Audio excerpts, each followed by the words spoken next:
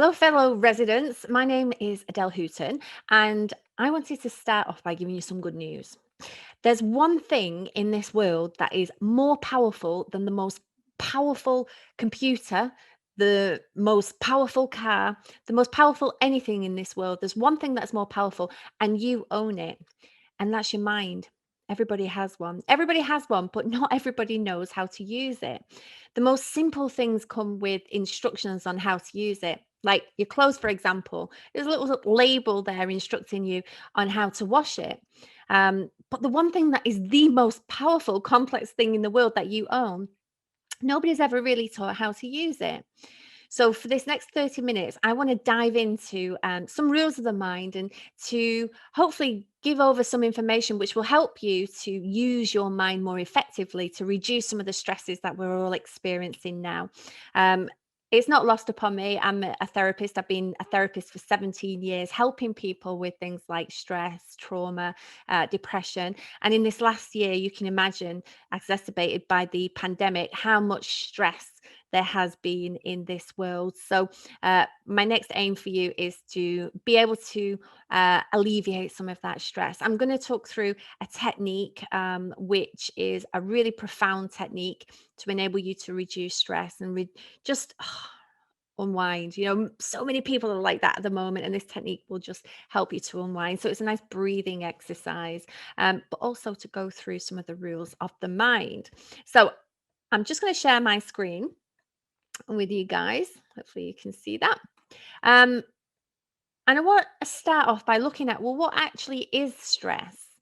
What is stress? When I ask this question when I'm training, I'll say, what is stress? I hear things like it's anxiety, it's feeling overwhelmed, it's when I get angry, it's feelings that I can't cope. And all these things, they're not what stress is. They're how we feel when we feel stress. They are symptoms of stress. They're not stress in and of itself, because stress in and of itself doesn't exist. That's not to say that people don't feel stress. People do, even more so now. But if I said, show me stress, you cannot show me stress. You can tell me how you feel when you're stressed, because stress doesn't exist. Only people thinking stressful thoughts and acting upon them. It's like it says here, it's a perception, which is why that's in red. It's a perception that I cannot cope, or this is stressful. So, with that in mind, your thoughts create the stress. Who controls your thoughts? You do. You control your thoughts. Your thoughts create your emotions. Therefore, you have the ability to control your emotions. Now, that's great news, right? But most people don't. Most people act so not act, but are so disempowered, almost like little corks bobbing on an ocean, feeling so out of control. And sometimes the waves are really high, and other times, you're getting a bit of an easier ride than usual. But you feel at the mercy of the ocean. And what I'm here to tell you is that you're not the cork, and you do have control. You're the ocean, you're creating it all. You have within you the power to live life in an easier way. Things can still happen outside of us that are beyond our control, but we can always control how we feel about them, um, in a more productive way that can help us to alleviate some of that stress. So, that's what I wanted to talk to you about. Imagine within you, you have a bucket. And in this bucket, you hold all your stresses, pandemic, not being able to see your kids or your grannies, or work, too much work, lack of work, money, all these stresses go into that bucket. And have you ever said, I feel up to here with it?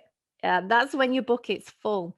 And what happens is then it overflows into symptoms of stress. Now, when we get these symptoms of stress, think about what you feel like when you're stressed. What are your symptoms? Sometimes people get really angry, really irritable. Sleep seems to be the first thing that goes when people are stressed.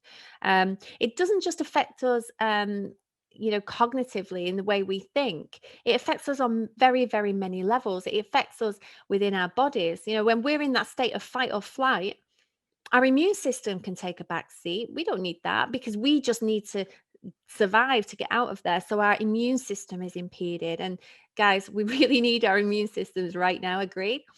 So our immune system's impeded. Our biological functions like our digestion, anybody gets a bit of IBS or going to the toilet more frequently when they're stressed, that's because that function can take a back seat. And our cognition, our thinking can take a back seat in our memory, which is why people generally tend to get a bit muddled when they're stressed.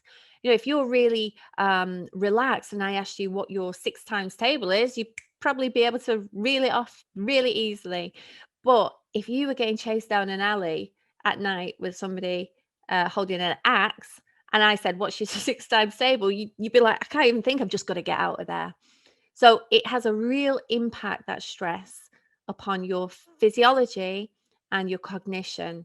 And so when you get that stress right up here, have you ever said, like, "I just feel like I'm up to here with it"? Your bucket's full. So, what you need to do is you need to release some of that stress with a coping mechanism. Ask yourself, have you got a coping mechanism for that stress? What do you do? If you haven't, it's really advisable, to find one. Here are some. Exercise, really, really good way of alleviating some of that stress and bringing those stress levels down. Reading, talking, men especially, you don't talk enough. I know that from the mental health training that I do. Men don't talk enough. Walking, walking's been proven to be just as effective, if not more, because there's no side effects other than happiness, as antidepressants. So just walking, getting out into spaces is a really great way of alleviating stress. Massage, coloring, adult coloring books, acupuncture, and emotional freedom techniques. EFT, the tapping, amazing technique. Google it, have a look on YouTube, find a video. You can use it on anything and do a lot for yourself. So there's lots and lots of things there. Bibliotherapy is reading self-help books. So there's just a few ideas of things that you can do. But one thing I would suggest that you do if you are feeling stress is ask yourself this question: do I have control? Do I have control? A lot of stress comes from people trying to control that which they cannot control. Picture there of a monkey. The reason being that they did an experiment with monkeys, and they had two monkeys in a wire cage, and they were measuring the stress levels of the monkeys. And every now and again, they give them a little electric shock. They didn't hurt them, but it shocked them, and the stress levels went up. Then they gave one of the monkeys a control, and that monkey with the control could preempt that shock and switch it off. Still got the shock, but it switched it off. Guess which one was more stressed, the one with or without the control? It was the one with. The one with control was constantly thinking ahead, trying to control it, waiting, preempting for that shock, whereas the other one was just like, there's a shock. There's a shock. The shock level went up when it got the shock, but went down on all the other times. So ask yourself, have you got stuff in your stress bucket that you're trying to control that you can't control? A big example is kids.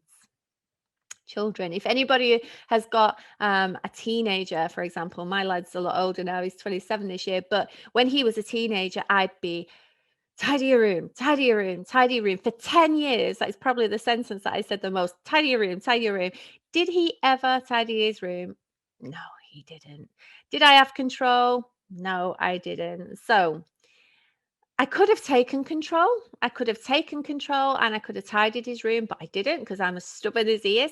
And I didn't. And that stress just carried on for years. So, knowing what I know now, I would have just accepted he's never going to tidy his room. I would have either tidied his room for him or just accepted his room's never going to be tidy and changed the way I feel about it. So ask yourself, what are you trying to control that you cannot control? And see if you can accept it just to alleviate some of that stress. Accept it and change the way you feel about it. It's difficult. Some things are really easy to control, little things are easy. And the little stresses add up. If I took this little control here and I coated it once in a coat of paint, it wouldn't make much difference to the weight of it. But if I coated it and coated it and coated it and coated it a million times, it'd get pretty heavy, right? And stress is like that as well. There's lots of tiny little stresses around that on their own are insignificant, but cumulatively are really filling up your bucket. So have a look around, is it that you can't find your keys in the morning? You wake up, you haven't got a clue what to wear, you're stressing out of that. Can you control it? Well, yeah, you can put a place for your keys, or you can get ready the night before and then you just jump out of bed and get in your clothes. It's just taking control. But if you can't, you have to accept.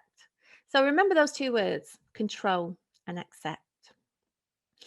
Um, I said I'm really interested in the mind. I've been studying the mind for nearly 2 decades now, and there are certain rules to the mind. I'm going to go through some very simple ones.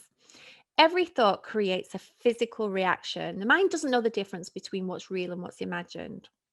So, if I got you now to close your eyes and imagine sucking on a lemon and I really elaborated on it, your taste buds would start to water because the subconscious mind, doesn't know that it's not real in terms of your physiology. So ask yourself this question: how often do you imagine the worst case scenario just in case and you run it through your mind?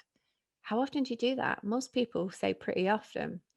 And by doing so, what you're doing is you might as well have experienced it already in terms of your physiology, because that will then create stress within your body. So be mindful of that. You cannot have two conflicting thoughts at any one time. So you can't think about somebody who really makes you happy and feel miserable in that same moment.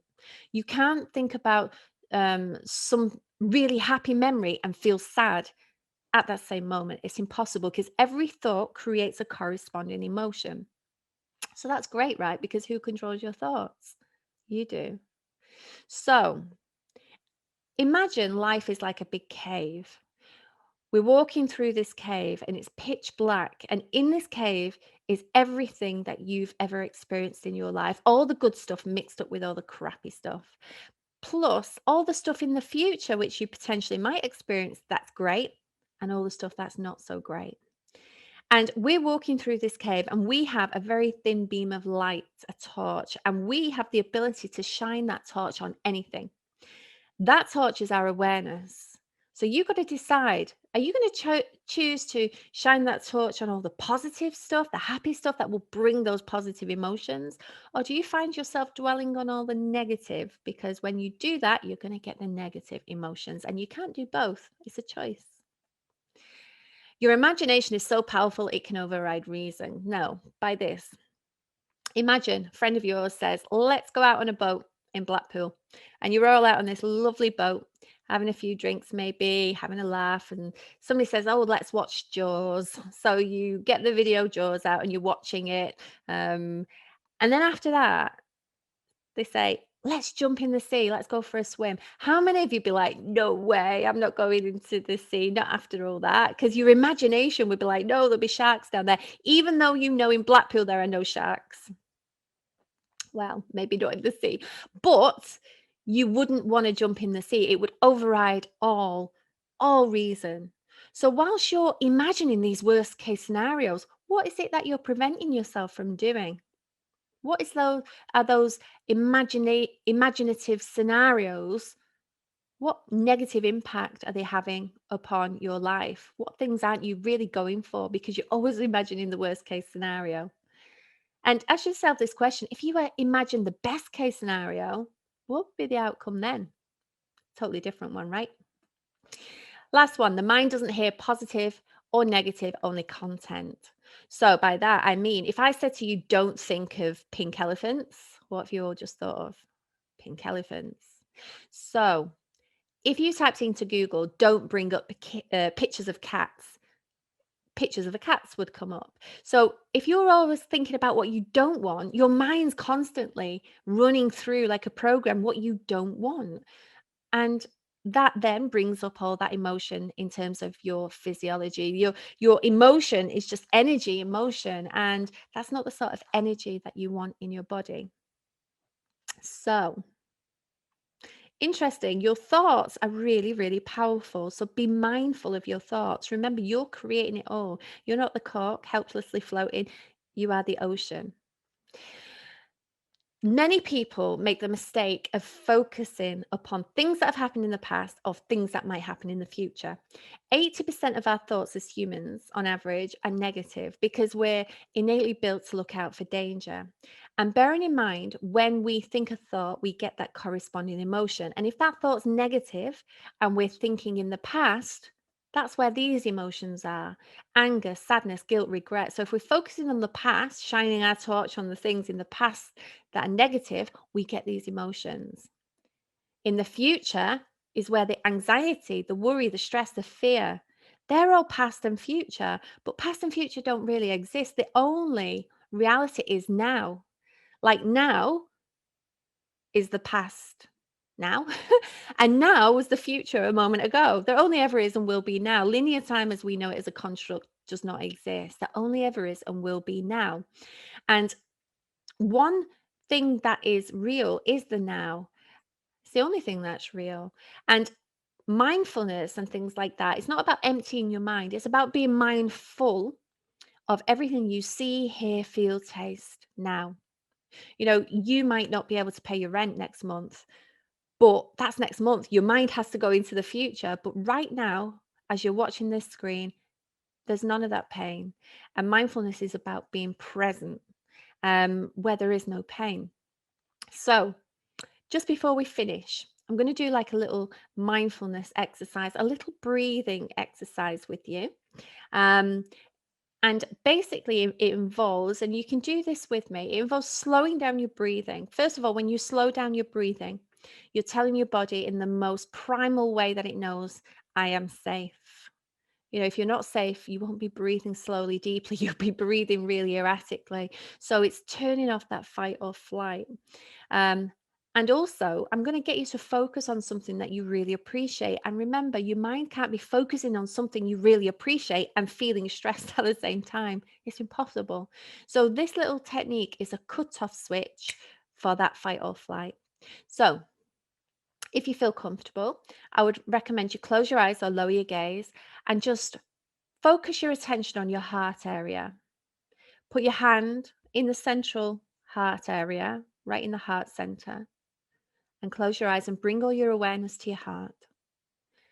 And just breathe in now. Focus on your breathing and breathe out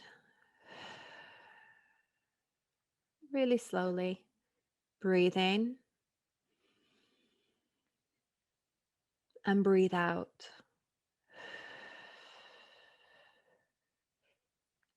Breathe in and breathe out.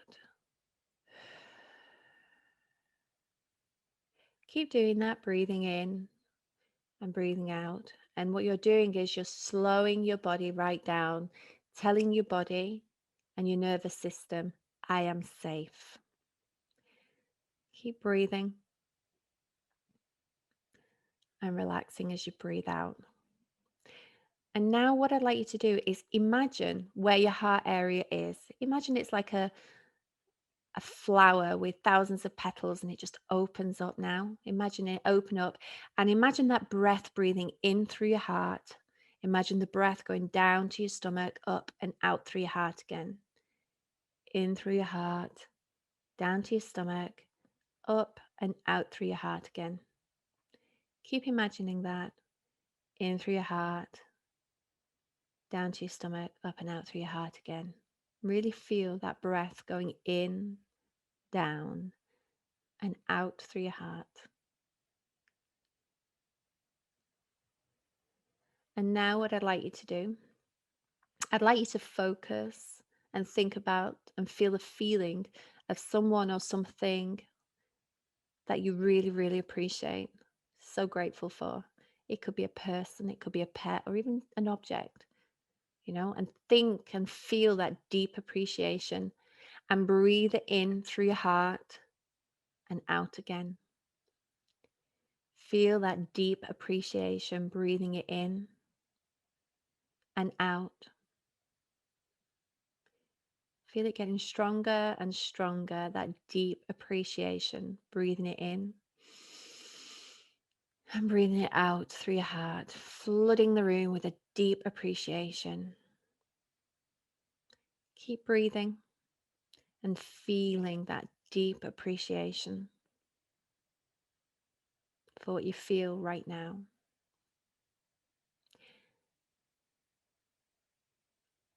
And whenever you're ready in your own time, you can just allow your eyes to open.